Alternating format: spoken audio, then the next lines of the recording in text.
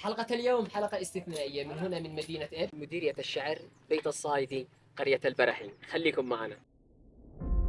يا مرحبا بكم في ديواني. مرحبا، اهلا وسهلا. تم تجميع هذه الأشياء خلال فترة زمنية طويلة جدا. هذا أقدم سلاح في اليمن، يعود للقرن الخامس عشر الميلادي. منها من الآباء ومنها من الأجداد ومنها من الأولاد ومنها من متى بدأت تجميع هذه الأشياء؟ من عمري 12 سنة. كان موجودة من قبل من عهد الأجداد والآباء.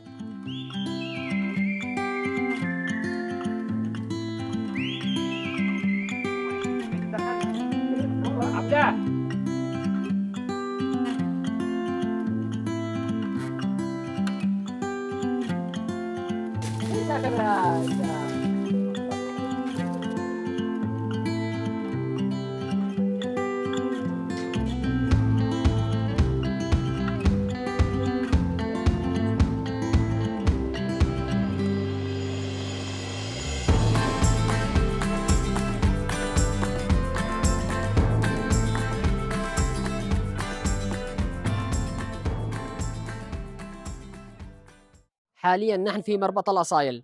المكان هذا مخصص لتربية الخيول، ومعهم مجموعة من الخيول الأصيلة العربية. شاهدوا.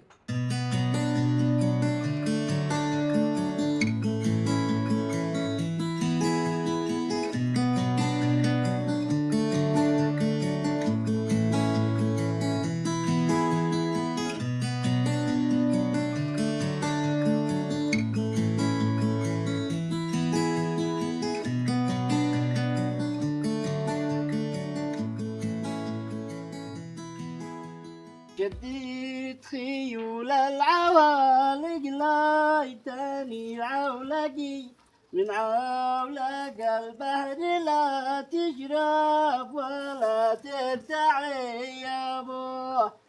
جديد خيول العوالق لايتني عولقي من عولق البحر لا تشرب ولا ترتعي يا ابوه. طيب يا كابتن إبراهيم، عرفنا على نفسك. إبراهيم حسين القملي من أسرة رياضية أبا عن جدا، والآن إحنا وأولادنا من الفرسان البيزين في اليمن. ما شاء الله. أشتغل أدرب خيول في محافظة إب، مديرية الشعر، بيت الصايدي، مربط الأصايل عند الشيخ يحيى من هي الصايدي. الخيول العربية الأصيلة اليمنية المعروفة مستوى العالم، وأيضا أخي أفضل مدرب في اليمن وأفضل فارس في اليمن. وإحنا تبعنا الوالد، والآن إحنا وأولادنا وأيضا من أبطال. هل شاركت ببطولات سابقا؟ شاركت أنا في عمان، ما شاء الله. شاركت باكستان. كيف أقدر أفرق بين الخيل العربي الأصيل والخيل العادي؟ الخيل العربي الأصيل الوش، الأذان، العيون، الأنف، الرقبة، جسم الخيل يعني معروف. والخيل العربي بين الوش حقه، العيون، خضيته يخطوه مهنجم. أيوه، ما شاء الله. هذا دحين من الخيول النادرة جدا. هذا الخيول النادر، هذا الخيول اليمنية العربية الذي معترفين بها عالميا. مصر، في مصر مسجلة، والآن بيعتبروا أن كل دولة تعتبر أن الأصل الخيول من عندها. الآن بيغيروا الكتب. والأصل وين؟ أصل الخيل الأصل الخيل العربي الأصيل من اليمن. الخيل اليمني. الخيل اليمني معترف به عالميا. الآن بيغيروا الكتاب حق في مصر، يعني كل واحد يزيف. والآن يقول لك الخيول البحرينية، الخيول الكويتية، الخيول السعودية، وهي أصلها من اليمن. طبعا يقول لك الخيل من خيالها، وها هو الفارس اليوم يترجل هذا الخيل الأصيل اليمني. بسم الله. يا مرحبا بكم في ديواني. مرحبا، اهلا وسهلا. والآن وصلنا إلى الجزء المهم من حلقة اليوم، إلى هذا المتحف الجميل. كيف استطاع هذا الشيخ أن يحول المجلس هذا إلى متحف أثري جميل؟ تم تجميع هذه الأشياء خلال فترة زمنية طويلة جدا، يحوي على تحف وهدايا وأشياء ثمينة جدا. وأيضا حصل على هدايا عديدة، منها النمر العربي المحنط والذي انقرض من قديم الزمان.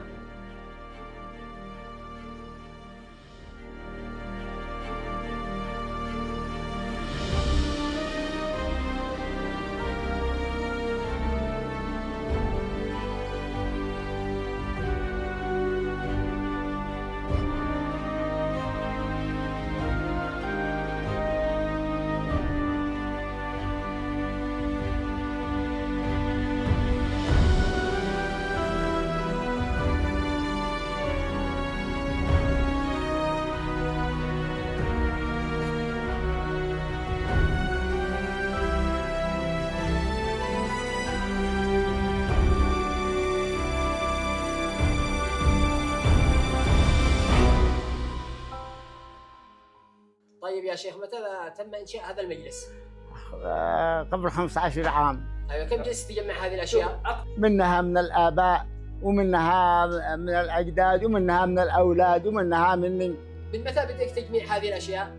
من عمري 12 سنة. أيوة، وأنا هوايتي هذا. طبعا هذا بندق أبو فتيل، كان يعتبر من القرن الخامس عشر ميلادي، يعني قديم جدا. كان يستخدموا فيه كانوا يأخذوا هذا المخزن، كان يستخدم فيها الباروت، يضعوا داخل الباروت كمخزون.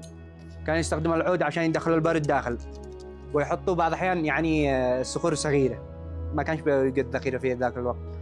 ويشغلوا، كان يوجد هانم فتيل، كان يوجد من هانم فتيل يشغلوه ويرمي.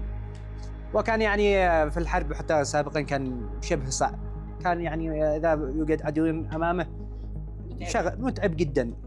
تم تجميع الآثار هذه يعني كانت موجودة من قبل، من عهد الأجداد والآباء، كانت موجودة في البيت. موجودة في البيت أيوة. والبعض حصل عليها هدايا، وأصبح هذا المجلس يعني كمزار للجميع من خارج القرية ومن داخل القرية. يعني إذا في ضيوف يجوا من خارج القرية يدخلوا المجلس يتعجب إيش داخله، إنه يعني زي ما تقول نادر في المجتمع اليمني، ما تحصل شخص يحافظ على تراثه وعلى ثقافته إلا البعض. ونتمنى من الآخرين إنهم يفعلوا بهذه الأشياء، يحافظ على التراث والثقافة والحفاظ عليها في بيته فقط، لا نقول يعني يفتح له متحف خارجي ولا يجعل مزار للآخرين، يحتفظ فيها بمنزله فقط. يا باسل، لفتتني صورة في أعلى المجلس لشيخ كبير، من هو هذا؟ ذاك الحاج أحمد صالح الصايدي، في ذاك الحين تولى منصب وكيل المغتربين في عدن. كان في ذاك الحين يعني ما يتعاملوش مع محامين أو مثل هذه الأشياء، وكان يستخلصونهم المعاملات إلى السفر إلى الخارج. وكان ذاك الحين يعني يقرضهم المال الذي ما عنده كان يعطيه. يعني نعم، كان له فضل كبير الله يرحمه، وكان أحد أغنياء العائلة في ذاك الحين، وكانوا يتعاملوا فقط معه، وأيضا كان يقرضهم المال، وكان لا يطلبهم إلا عندما يتوفقوا في العمل في الخارج. وكان يستفيد هو أيضا منهم بالحوالات المالية والرسائل. كان في ذاك الحين لا يوجد بنوك أو صرافات أو غيرها من هذه الأشياء، كان يعطوه الفلوس وهو يعطيها مثلا لأهاليهم في القرى والمدن. طبعا تبعد القرية من مدينة أب حوالي 24 كيلو فقط، والطريق مستوية وسهولة التنقل فيها. طبعا نشكر الأخ مروان على زيارته للديوان، وفريق عمله الأخ أسامة وبشار الدعيس. أخوكم باسل الصايدي. الآباء والأجداد ما كان فيها كهرباء. الرماح كانوا يحاربون أول زمان. حق البن وحق الحوائج، حق المرق وحق لكل حاجة. هذا فعده حق السمن، حق السمن. يوم واحد الصبح يسكب منها. هذا حق الإرس، الشمع. أيوة، هذا حق حق القهوة، حق قديم الزمان. أيوة هذول الشوال جبناهن من أمريكا. هذا طلعهم بالأعياد الجباع، عملها شوية غاز ولا ديزل تقص راسي طول الليل. هذا جنبيه يمنية، وهذا حق البداء بالصحن، وهذا حق يصرف يدي غاز من السوق. هذا اديها لي واحد من الأردن، هذا الشيشة هذا ولا ادين واحد من الأردن، وهذا السيف اديه واحد هدية، وهذولا كلهن هدايا. بحب النبي صلى الله عليه وسلم. هذولا صور يعني من حق الفراعنة، بنات الفراعنة. وهذا الساعة أنت فاهم وهي. وهذا حق الشمع، دخل الشمع عليها تجاهك تراوى قديمة. أيوة كل شيء قديم. يقول هذا الثمنة، هذا ما حد يكيل العبو. هذا بهذا 8 حبات تقع قدح. وهذا الثمين، هذا الثمين. أيوة، وهذا النفر، عدة أنفار تقع كم تقع الثمنة. وهذا ربع، هذا ربع قدح، ربع الثمنة. هذا حق السمن. هذا كانوا يملؤوها هنا سليطة الخلوع.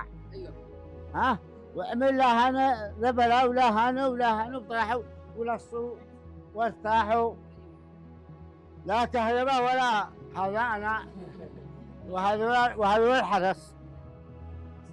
أيوه، فخر الأجيال الشيخ الحامل الصايدي، هذا غرب الماء يملؤوه ماء. هذا ولا حقل كبش الفعل ولا ذا. اليوم يملؤوه ماء وتحمل وتروح.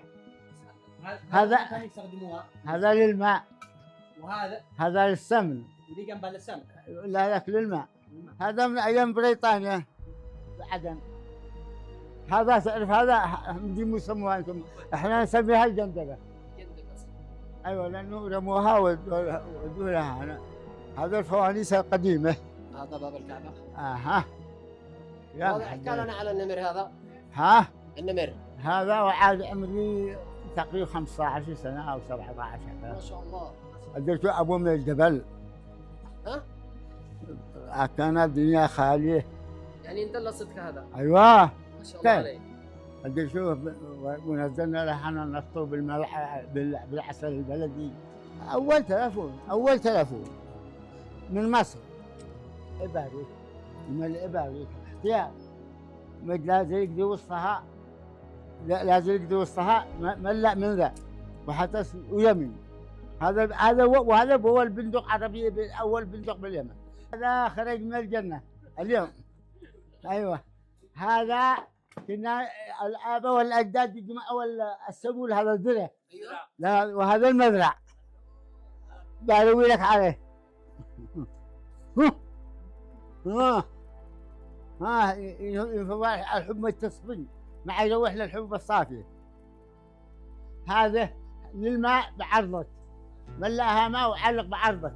الله محمد من يحصل دولة. وهذه دي كنت تشرب بها مرق. ايوه. يا باسل هذا ايش؟ هذا اول كاميرا طبعا متنقل بالعالم. ايوه نعم. قديمه جدا. يا سلام، هذه واحدة من أقدم الكاميرات في العالم. USA أمريكي. ايوه تقريبا الستينات والسبعينات. نعم يا سلام. قفل الغثيمي. أيوة. ليش سموه قفل الغثيمي؟ لأنه ما يفتح إلا بالمفتاح. بالمفتاحة. ها كم قبل الصورة هذه تقريبا؟ 60 سنة 70. 60 سنة. وكما قال الشيخ باسل هذا أقدم سلاح في اليمن، يعود للقرن الخامس عشر الميلادي. كانوا يستخدموا هذه مخزن للباروت وهذا في السلاح. على كل يا صباح على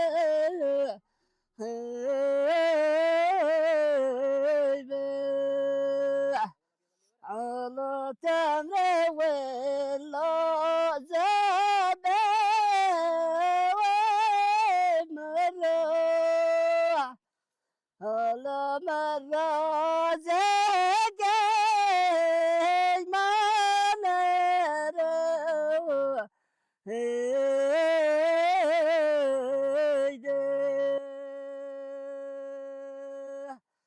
على مرة زقاي ما نرى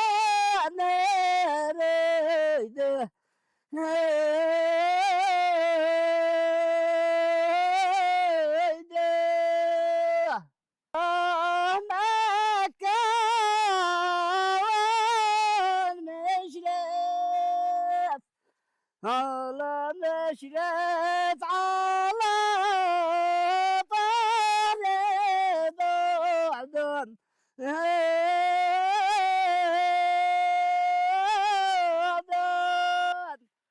على والبدو يتزامر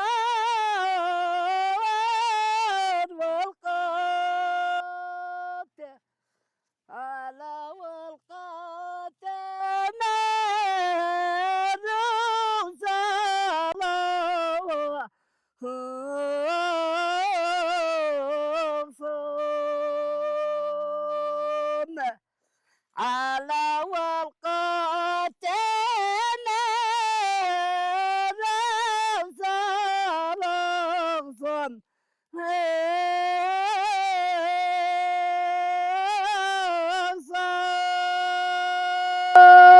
مودة أنا جاني جبع أنا جب بيتبه على غير ورده مودة على يا مودة يا عباس الجبل لا يصير همل يكلش الجمل على يا مودة أنا جاني جبع أنا جب بيتبه أنا جاني جبع أنا جب بيتبه على يا مودة هات يا سعدي قرب البعدي قرب بعدي وشرب هروي ما من البالدي على يا مودة على يا مودة على يا مودة يا عضات الجبل لا يصير همل يكلش الجمل على يا مودة.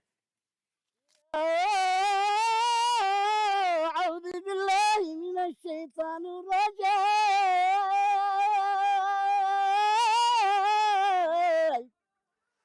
يا بفضل بسم الله الرحمن الرحيم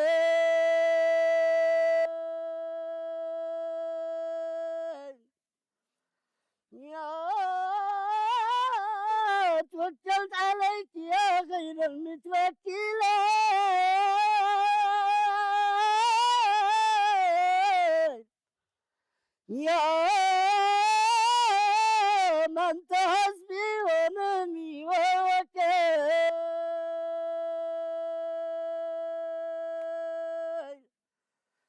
لا إله إلا الله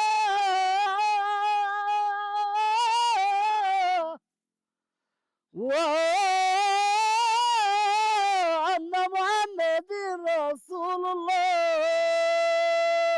جعل على ما كنت لي بخاطر على ودي بنا ما كنت لي على ما كنت لي بخاطر على ويم على حلتي عشيرة على حلتي عشي وذاكر.